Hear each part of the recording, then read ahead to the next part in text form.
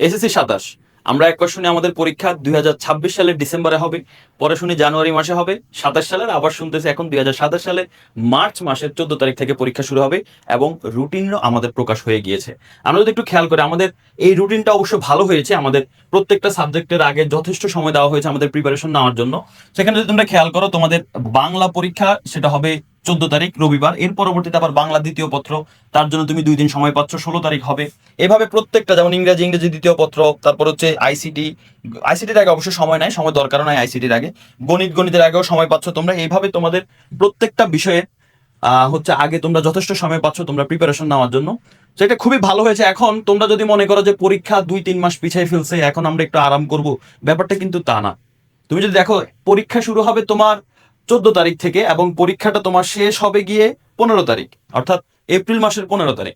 তো এখন এর আগে তুমি যদি একটু ভালোভাবে খেয়াল করো, রমজান মাস আছে, আবার ঈদুল ফিতরও আছে। ঈদুল ফিতর সম্ভবত মার্চ মাসের 9 থেকে 10 তারিখের মধ্যে অনুষ্ঠিত হবে।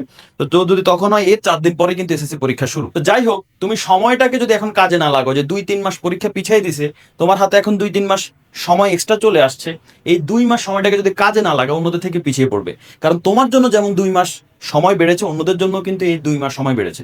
তারা যদি প্রপার কাজে লাগায়, তাহলে সেই ক্ষেত্রে কিন্তু তুমি আবার যদি পিছায় পড়ো, তোমার কলেজ অ্যাডমিশনে বা ইন ফিউচারে তোমার প্রবলেম হবে। কারণ আমরা জানি আমাদের কলেজ অ্যাডমিশনের ক্ষেত্রে কলেজগুলো চয়েস করে এখন নম্বরের ভিত্তিতে, তোমার জিপিএর ভিত্তিতে না। তুমি মনে করো গণিতে পেলে, একজনে পেলে 80, সেও A+, একজনে 99 পেলো, সেও কিন্তু A+, কিন্তু তার সুবিধা এখন বেশি। কারণ কলেজ চয়েসের ক্ষেত্রে, যেমন এই বছরও যখন কলেজ চয়েস হচ্ছে নম্বরের ভিত্তিতে, যাদের জিপিএসএ তাদের নম্বরের ভিত্তিতে কিন্তু কলেজগুলো চয়েস হচ্ছে। তো সেই জন্য তোমাকে এখন নম্বরের প্রতি হচ্ছে বেশি ফোকাস দিতে হবে। যে 80 পাইলে হবে তা না, তোমার এখন টার্গেট থাকতে হবে 90 থেকে 100-এর মধ্যে আমার নাম্বারগুলো থাকবে। আগামী 2-3 মাসের মধ্যে তুমি চেষ্টা করবা যে সব অধ্যায়ে তোমার এখনো বেসিকে প্রবলেম আছে, সেই বেসিকগুলো ভালোভাবে সমাধান করে ফেলতে।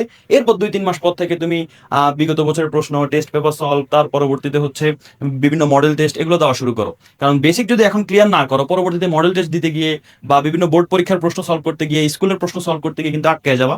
তখন কিন্তু ওই বেসিকও ধরতে পারবা না, আবার মডেল টেস্ট গুলো ভালো হবে না। এছাড়া আমি তোমাদেরকে একটা সাজেশন দিতে পারি, আমাদের টেকনিক ইজি এডুকেশনের যদি এক সেট বই তুমি সংগ্রহ করতে পারো, তাহলে ইনশাল্লাহ তুমি নিজে নিজে সর্বোচ্চ প্রিপারেশন নিতে পারবে।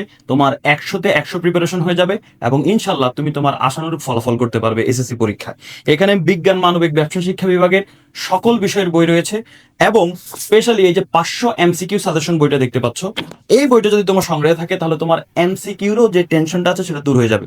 এবং তুমি যদি কোনো প্রশ্ন নাও বুঝতে পারো, কোনো সমস্যা নাই, প্রশ্নের সাথে থাকা কিউআর কোডটা স্ক্যান করবা, একজন শিক্ষক সার্বক্ষণিক তোমার সাথে থাকবে ওই প্রশ্নটার উত্তর তোমাকে ভালোভাবে বুঝিয়ে দেওয়ার জন্য। তো ভালোভাবে প্রিপারেশন নাও, এসএসসি পরীক্ষা যেন তোমাদের আশানুরূপ হয় এবং ফলাফলটাও যেন তোমাদের আশানুরূপ হয়, সে দোয়াই করছি। আল্লাহ হাফেজ, আসসালামু আলাইকুম।